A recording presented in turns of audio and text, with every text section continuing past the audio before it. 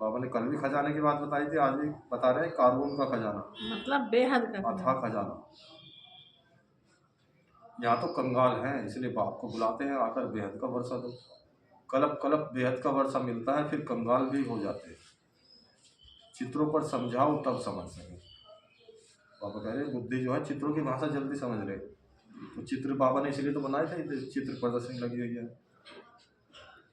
पहले नंबर में लक्ष्मी नारायण, फिर 84 जन्म लेते मनुष्य बन गए। यह ज्ञान अभी तुम बच्चों को मिला।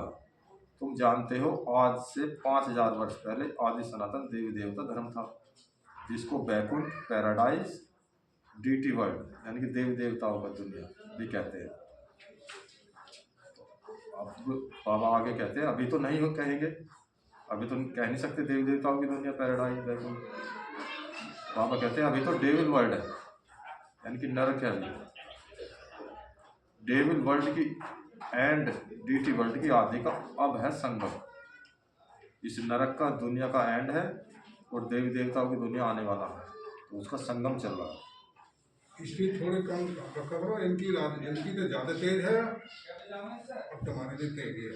यह बातें अभी तुम समझते हो और कोई के मुख से सुन न सको। बाप ही आकर इनका मुख लेते हैं। मुख किसका लेंगे समझते नहीं। हाँ, तो यही तो गोमुख है। जैसे गोमुख पे नहाने के लिए जाते हैं, गोमुख से गंगा जल लाते हैं। गोमुख भी एक तीर्थ है, गोमुख। तो कौन सा मुख हो? ब्रह्मा बाबा का ब्रह्मा बाबा का मुख। कौन सी माता बोल रही थी अभी सबसे पहले?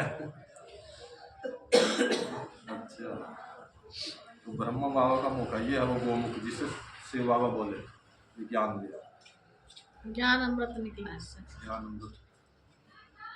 तो बाबा कहते हैं बाप की सवारी किस पर होगी? शिव की सवारी क्या दिखाया? बैल, नंदीगण। नंदीगण। मतलब ये है वो नंदी। हाँ, पुरुष दिखाया ना, पुरुष ही दिखाया। हाँ, बैल माना पुरुष। बैल तो ब्रह्मा बाबा को वहाँ पे नंदी के रूप में दिखा दिया। बाप की सवारी जिसमें शिव परमात्मा, शिव बाबा, परम पिता शिव परमेश्वर प्रवेश करके ज्ञान दिया, तो वो नंदी होगी। जैसे तुम्हारी आत्मा भी शरीर पर सवारी है ना, अब हमारी आत्मा तो सवार है शरीर पर, ये भी रथ है। शिव बाबा को अपनी सवारी तो है नहीं। अब शिव बाबा को अपनी सवारी नहीं है, अपना रथ। तभी तो श्री कृष्ण जी को दिखाया कि अर्जुन के रथ पर सवार हो गए, उसके सारथी बने। तो वही सारथी। ठीक है, समझ रहे माता जी?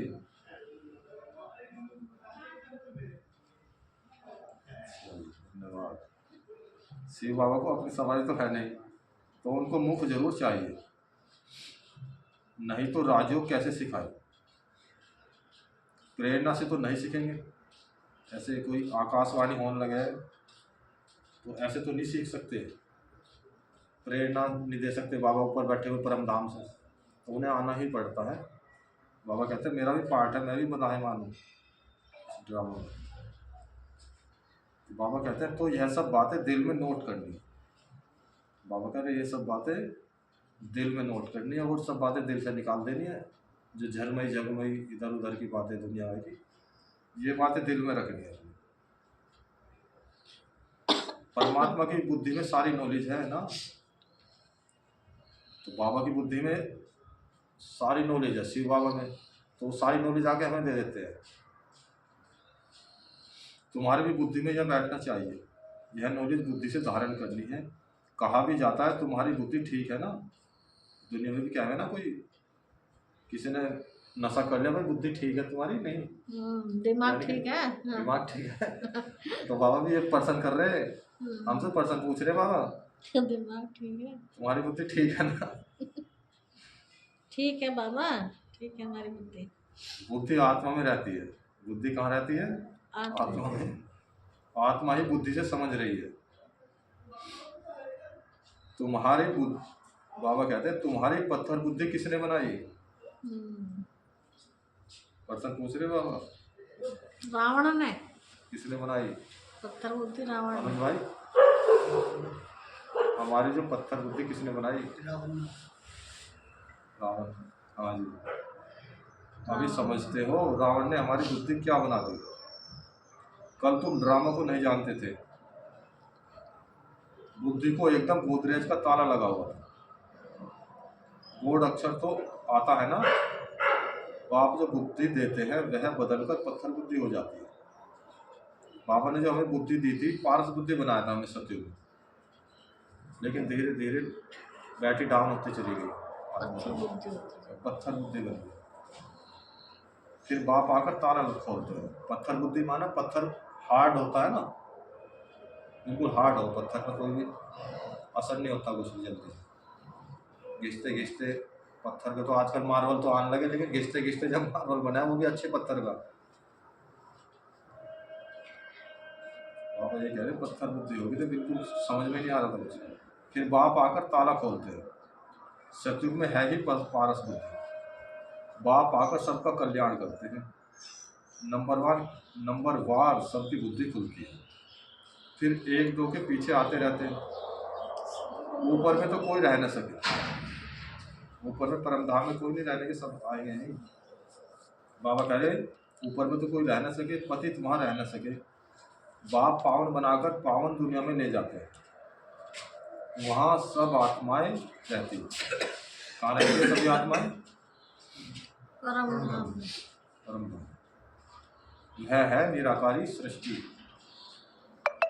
जैसे ये सृष्टि है, ये तो साकार सृष्टि है, और एक बीच में सृष्टि है ऊपर सूक्ष्म लोक, और सबसे ऊपर है निराकारी दुनिया, निराकारी सृष्टि।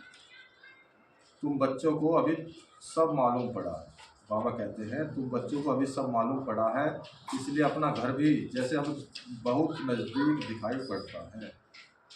दिखाई पड़ रहा सभी को नज़दीक घर, अब तो फिर ऐसा लग रहा है जैसे यही है। अगर वैज्ञानिक तरीके से नापने लगे तो कितने हजार मील कितने किलोमीटर हो। चांद पे सूरज नपे ही ना है, नपने का ही नहीं, अनलिमिटेड। तो बाबा कह रहे अब तो घर बहुत नज़दीक दिखाई दे रहा है। कौन सी आंखों से? बुद्धि से। तुम्हारा घर से बहुत प्यार है, तुम्हारे जैसा प्यार तो कोई का है नहीं। बाबा कहते हैं तुम्हारे में भी नंबरवार है, जिनका बाप के साथ लव है उनका घर के साथ भी लव है। शिव बाबा के साथ प्यार है तो घर से भी प्यार है। जैसे घर से कहीं दूर चले जाए, लौकिक वाले घर से भी अगर 1 महीना कहीं दूर आए फिर घर के नज़दीक आओ, घर से प्यार होगा नहीं, घर जाना है।